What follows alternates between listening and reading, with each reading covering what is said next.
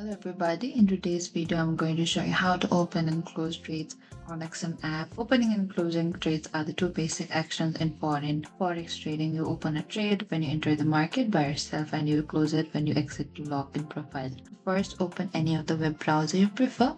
In the top there's an address bar. Type down xm.com and enter it and simply log into your account in the top right corner as well.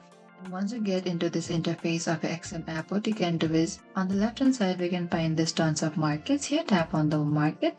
Over here you can simply choose to sell or to buy. You can also select the quantity or the lots. You can select the amount here as well and select this buy when the price, and you can place an order as well.